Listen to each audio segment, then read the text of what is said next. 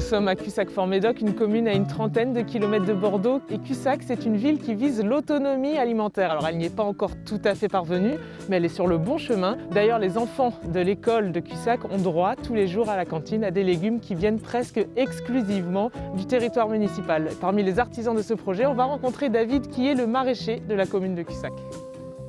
Bonjour David. Bonjour Maïté. Ça va bien, oui. Bon, c'est là que ça se passe. Voilà, il est juste derrière là. Donc là, ça sera quoi? Voilà, ben là ça va être épinards et blettes. Moi c'est David Ducasse, donc je suis maraîcher municipal, recruté il y a maintenant presque 3 ans pour mettre en place une régie agricole et fournir ainsi le restaurant scolaire. Donc on a en surface à peu près 3000 m², plus un verger qui a été mis en place dès mon arrivée d'une centaine d'arbres sur 2 hectares. Là, on a un mesclin de salade qui est composé de batavia, de laitue, donc de différentes couleurs. L'avantage du mesclin, c'est que c'est très facile à transformer en cuisine également. Donc du coup, c'est de la petite feuille qui est très tendre. Et ça, pour les enfants, c'est ce qu'il y a de mieux. Donc là, on a la salade. Qu'est-ce qu'on a d'autre alors qu'on peut proposer aux enfants? Ben là, on va aller faire 2 petites bottes de ciboulette pour faire l'assaisonnement. Allons-y. Voilà, ciboulette qui a bien repris, qui est bien verte. Donc là, c'est très tendre, ça va être très agréable. Donc je fais des petites bottes.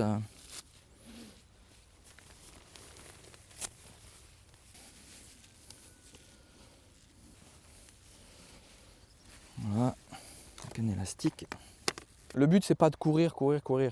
C'est vraiment d'avoir des légumes de qualité, ça c'est l'objectif numéro 1, et de les faire dans des conditions les plus favorables en tout cas, sur le plan humain et puis sur le plan de la société aussi, puisque c'est un projet municipal. Donc on se rend bien compte que là, c'est un nouveau service public qui naît et qui a beaucoup de sens, puisque voilà, les légumes qu'on voit ici, ben, on les récolte et on va les apporter dans 1 heure à la cantine. Bonjour Aurore. Bonjour. Ah ça, c'est le repas des enfants ce midi. Oui, c'est l'entrée de ce midi. La salade du jardin. Salade du jardin communal, ramassée par David. Préparée par Aurore. Voilà, une bonne équipe. Là, vous en préparez pour combien d'enfants? 230, 240. Vous avez assez de salade avec le jardin communal Oui, pour les... Après, je mets un peu de chou rouge bio, qui n'est pas du jardin, mais après, il y a des petits poireaux. Enfin, voilà, on essaie à faire goûter un peu le maximum du jardin communal. Hein. Tout est mis en œuvre, en fait, pour qu'ils aient le légume brut jusqu'à l'assiette et puis qu'ils mangent. Après, ils aiment ou ils n'aiment pas, ça reste des enfants, donc voilà, c'est compliqué, hein, c'est comme les miens. Hein. Ils aiment ou ils n'aiment pas, hein, mais bon, petit à petit, on arrive à leur faire manger des légumes d'ici. Bonjour monsieur le maire. Bonjour. Vous allez bien? Oui, très bien, merci. Vous avez fait bonne route? Très bien, merci.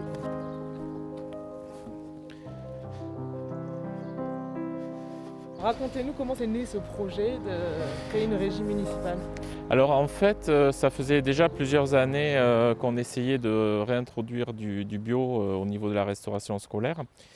Et l'idée, c'était effectivement de pouvoir favoriser du bio, mais aussi des productions locales.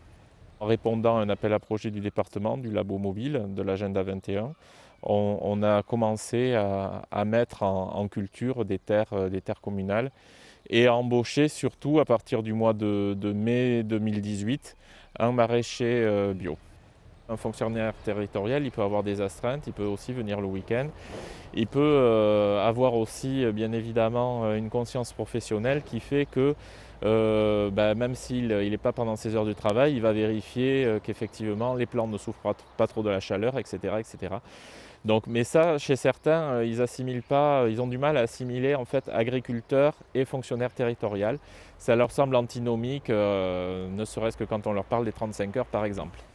Ça donne envie de faire une omelette à l'ail. Quoi qu'il arrive, il peut geler, il peut y avoir une tempête. J'ai quand même cette assurance-là d'être tous les mois, d'avoir un revenu.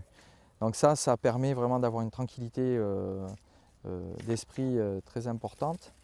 et de se concentrer sur le travail. Donc c'est une solution où tout le monde y gagne finalement alors. Oui, c'est une solution, c'est une nouvelle forme d'installation qui peut certainement en favoriser d'autres. Après, que ce soit dans ce contexte-là ou un contexte privé, elles ont toutes leurs avantages et leurs inconvénients.